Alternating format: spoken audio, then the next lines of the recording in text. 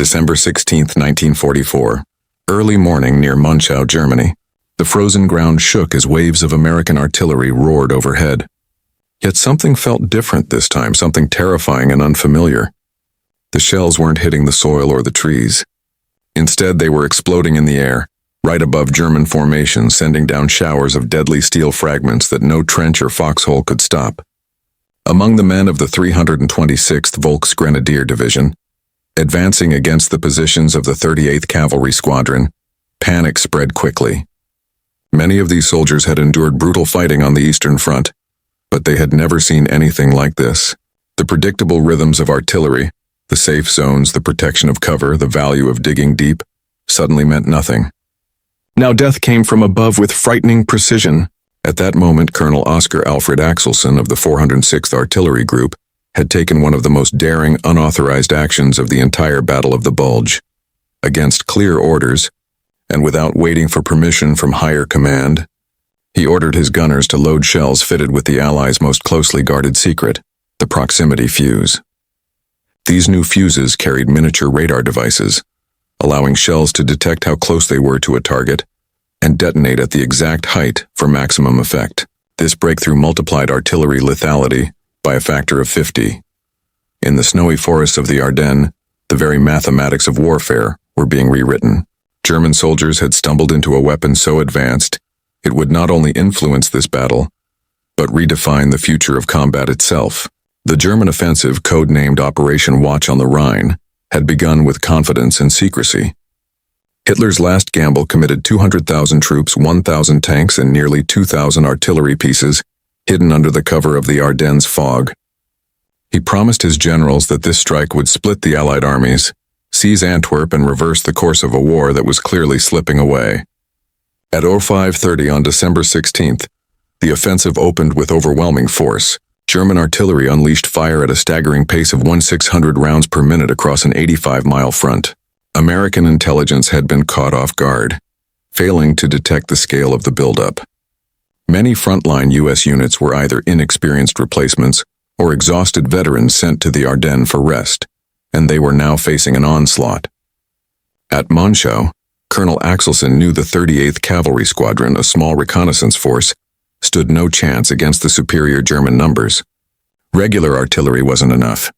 Facing defeat, Axelson made the call that would change history.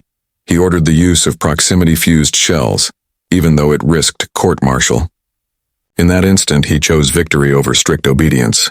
The results were immediate. German infantry moving in their usual attack formations were suddenly torn apart by airburst fire. Shells detonated 30 to 50 feet overhead, each explosion scattering fragments across a massive area. Soldiers who had once survived artillery by hiding in trenches, behind logs, or in ditches now found nowhere safe. This was a new kind of warfare science turned into a weapon. The proximity fuse was the result of America's unmatched mix of scientific talent and industrial strength. Traditional shells relied on impact or timed fuses, which often failed to go off at the right moment. The proximity fuse, by contrast, carried a tiny radar system no bigger than a coffee can. Inside each fuse were 130 components, including 4 or 5 miniature vacuum tubes designed to withstand the crushing 20,000 Gruyère forces of being fired from a cannon. The design was ingenious. When fired, the shell's acceleration shattered a glass ampule, activating a battery that powered the radar for its brief flight. Dr. Merle Tuve at Johns Hopkins Applied Physics Laboratory led the program with urgency rivaling the Manhattan Project. His lab, disguised as an abandoned car dealership in Silver Spring, Maryland, secretly employed 3% of America's physicists at its peak. Security was airtight. Each fuse carried a unique serial number, and workers were forbidden to discuss their jobs even with family. The challenge seemed impossible. Vacuum tubes made for radios had to be reinvented to survive the shock of firing, spin at extreme speeds, operate in all weather, and detect targets without detonating too early. The breakthrough came with miniaturized designs, pioneered by Dr. James Van Allen, whose tubes were no larger than pencil erasers yet performed flawlessly. By late 1944, U.S. factories were producing 40,000 proximity fuses every single day. More than 100 companies took part, RCA, General Electric, Sylvania, and Crosley among them. The project cost $1 billion, making it the second most expensive wartime program after the atomic bomb. Axelson's unauthorized decision on December 16th triggered a crisis within the chain of command. The War Department had restricted the fuse strictly to anti-aircraft use, fearing the Germans might capture and copy the technology. But the devastating success at Monschau could not be ignored. Reports quickly reached Allied headquarters.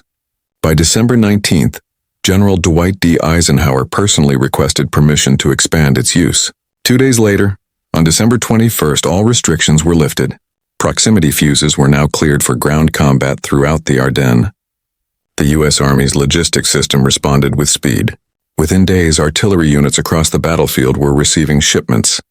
The 463rd Parachute Field Artillery Battalion in Bastogne got their supply just as the Germans closed in. The 420th Armored Field Artillery, using M7 pre-self-propelled howitzers, fired them against advancing armor. The 969th Field Artillery Battalion, an African-American unit under Lieutenant Colonel Hubert D. Barnes, used them to devastating effect southwest of Bastogne. Every unit discovered the same truth. Proximity fuses had changed the role of artillery forever. Fire no longer had to be adjusted so carefully. These shells found their own best height to explode. Artillery was no longer just a supporting arm. It had become the weapon that decided battles.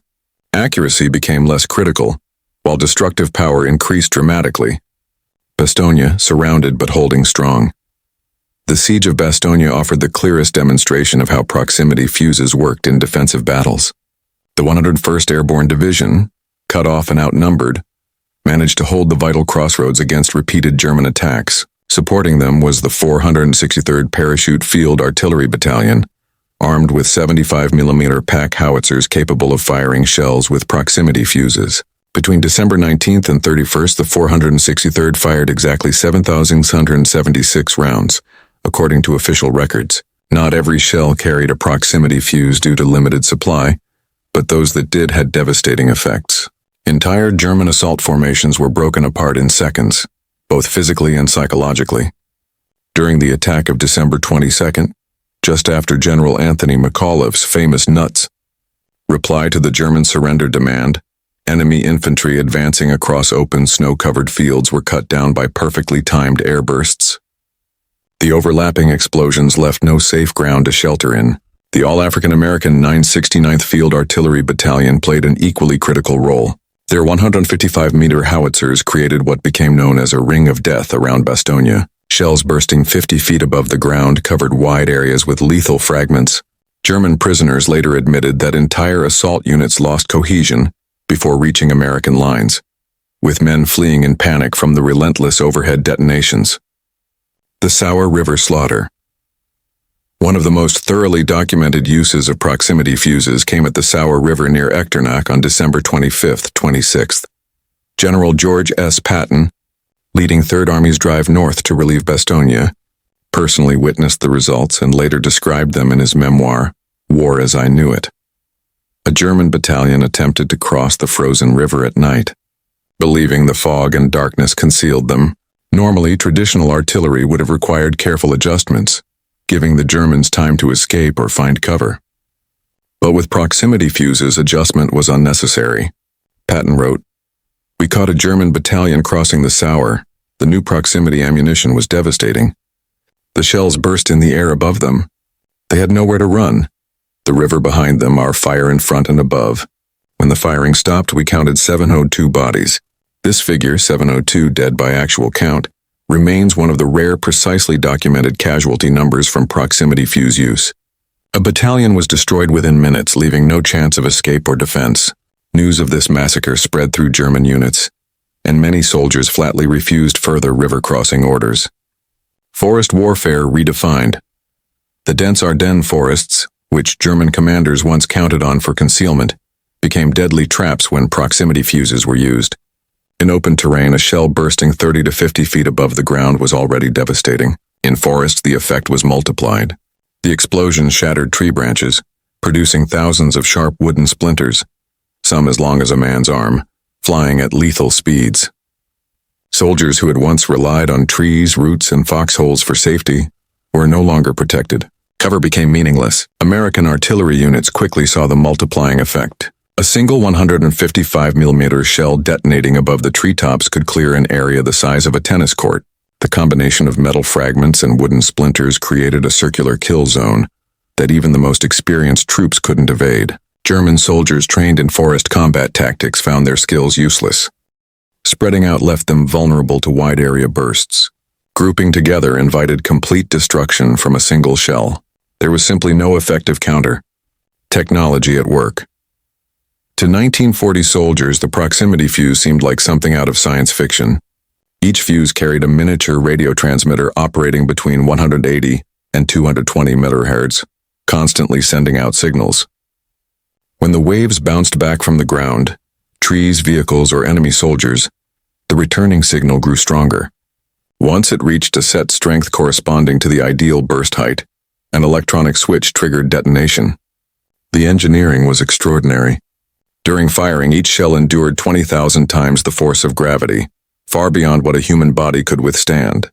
Shells spun at tremendous speeds, reached 3,000 degree F as they left the barrel, then dropped into freezing temperatures at the top of their arc. Yet the tiny vacuum tubes inside, cushioned by innovative shock protection, survived with over 80% reliability.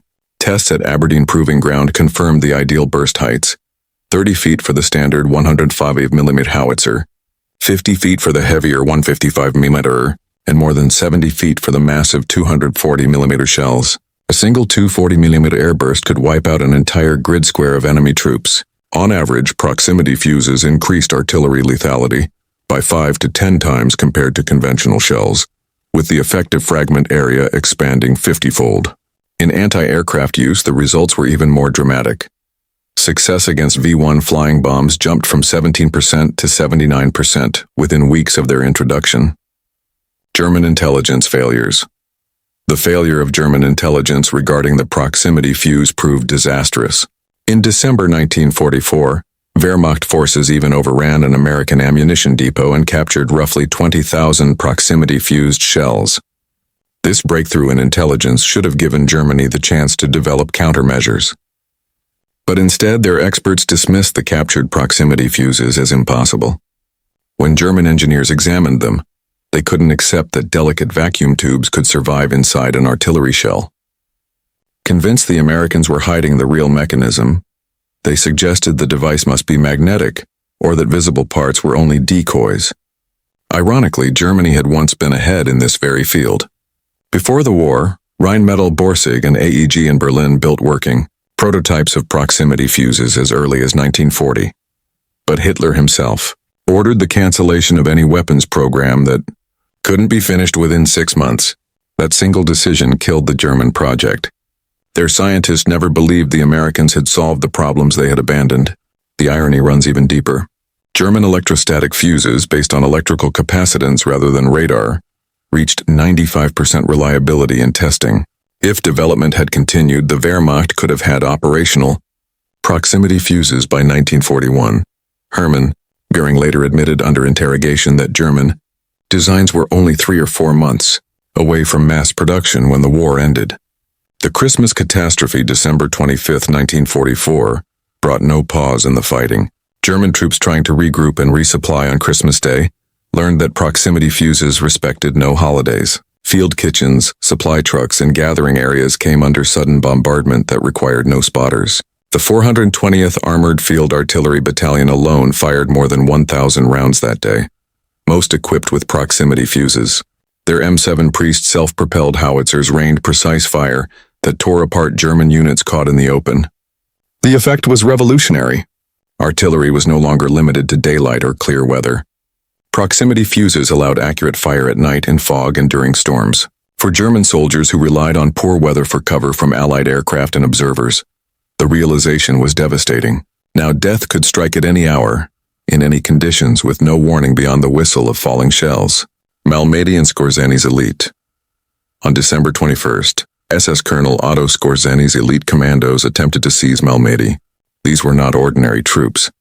They were the same men who had rescued Mussolini, nearly captured Tito, and infiltrated Allied lines dressed as Americans. But their mission ended in disaster. Proximity-fused artillery fire shredded their formations with terrifying precision. Their disguises meant to fool American troops became meaningless under the storm of airbursts exploding overhead. The attack collapsed with heavy losses, ending Skorzeny offensive operations. Survivors reported extreme psychological breakdown. Even among Hitler's most loyal and highly trained soldiers, morale shattered. Some troops even charged toward American lines, choosing quick death over the torment of continued bombardment. The industrial miracle behind the battlefield success was one of the greatest industrial efforts of the war. By late 1944, more than 100 American companies had joined the program. Crossley Corporation shifted from refrigerators to fuses. Emerson Radio retooled from household electronics. RCA, Sylvania, and General Electric turned entire factories over to production. Quality control was relentless. Each of the 130 separate components was tested individually. Every solder point was examined under magnification. Random samples were fired in real artillery pieces to confirm they worked in combat. Any part that failed inspection was scrapped without hesitation. The workforce, made up mostly of women, labored in 12-hour shifts 6 days a week. Most had no idea what they were building because of strict secrecy. They only knew it was vital to victory. By December 1944, production was so efficient that one fuse rolled off the lines every 2 seconds. Costs plummeted as well.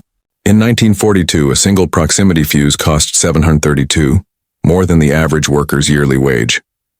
By December 1944, the price had dropped to $18 per unit. This allowed mass production on a staggering scale. 22 million fuses manufactured during the war, with 200,000 used in the Battle of the Bulge alone.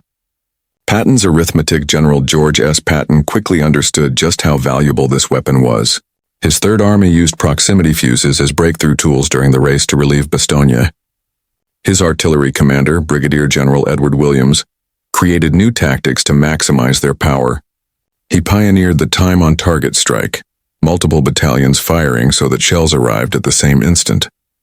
The results were catastrophic for German troops. Dozens of shells detonated overhead at once, unleashing perfectly timed airbursts. Soldiers called it the bell toll of death. Between December 22nd and 29th, Patton's forces fired 50,000 proximity-fused shells. The German resistance crumbled, and the corridor to Bastogne was opened. Patton himself later wrote, "The funny fuse won the Battle of the Bulge for us. Elsenborn Ridge holds." The Battle of Elsenborn Ridge showcased the full power of the new technology. There, the 2nd and 99th Infantry Divisions held vital ground against the 6th SS Panzer Army, including the feared 1st SS Panzer Division Leibstandarte Adolf Hitler. Between December 17th and 19th, American artillery fired 160,000 shells, of which about 40,000 used proximity fuses. Though they made up only 25% of the rounds, they were credited with causing 60% of the more than 5,000 German casualties. The math was clear. Proximity fuses multiplied American firepower by 4. German assaults ran headlong into walls of airburst steel. Whole companies were wiped out in seconds. Bodies lay so thick that later waves had to climb over their fallen comrades. After 3 days of slaughter, the attack stopped. The once feared elite of the Waffen-SS had been broken by American technology. Operation Bodenplatz collapse. On January 1, 1945, the Luftwaffe launched Operation Bodenplatte, sending 900 fighters against Allied airfields. The surprise was total, catching many Allied aircraft still on the ground. But the return trip was a slaughter. German pilots flew straight into deadly walls of proximity-fused anti-aircraft fire. Of the 277 German aircraft destroyed that day, 172 were shot down by anti-aircraft guns, most using the new fuses. The kill rate shocked both sides. German pilots who had trained for years to dodge predictive fire suddenly faced shells that exploded exactly where they caused the most damage. Already weakened, the Luftwaffe never recovered from these catastrophic losses. Breaking the secret. By early January 1945, the weapon secrecy was impossible to maintain. Too many rounds had been fired, and too many soldiers had witnessed their effects.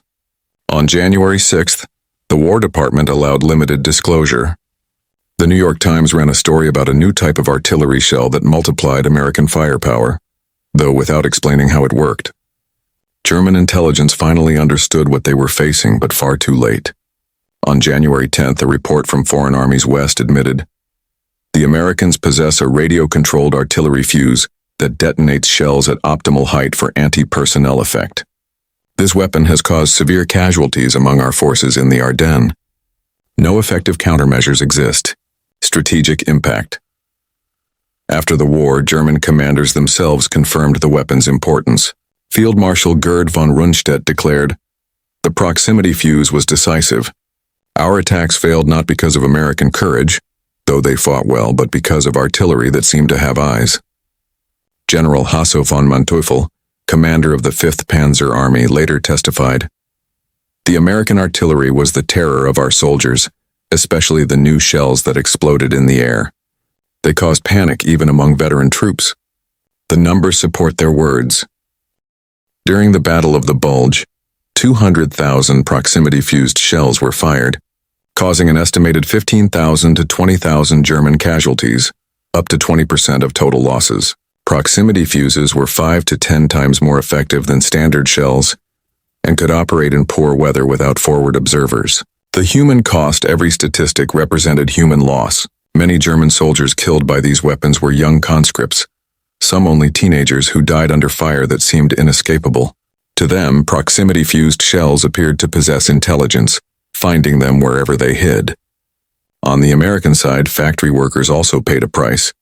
At Crosley Corporation, Emerson Radio and other plants, long hours and strict secrecy took a heavy toll. Accidents were hushed up, and many workers suffered exhaustion and stress, all while building weapons without knowing their true purpose.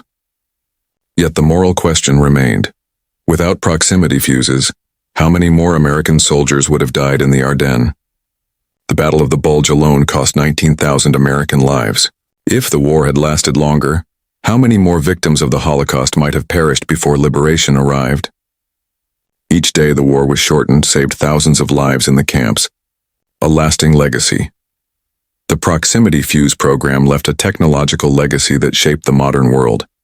The miniaturized vacuum tubes became the basis for post-war electronics. The rigorous quality control procedures set new industry standards.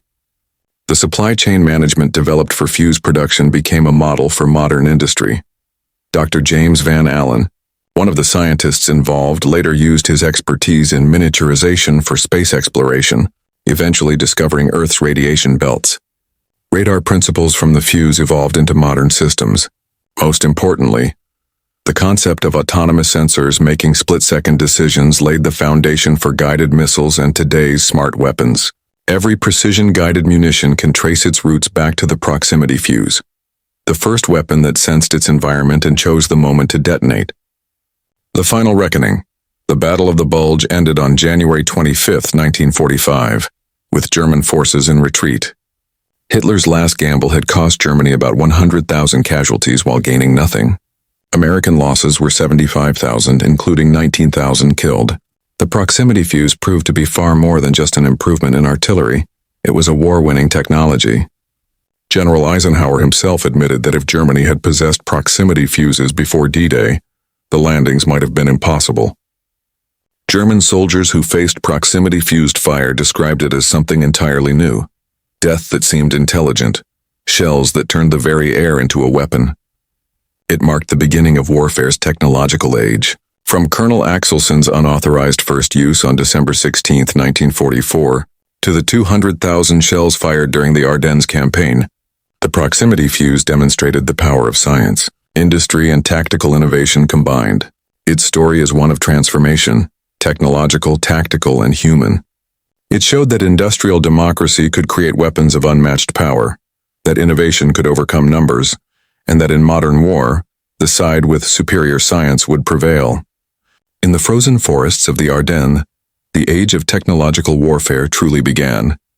The mathematics of death were rewritten by tiny radar sets hidden inside artillery shells, forever changing the way wars are fought.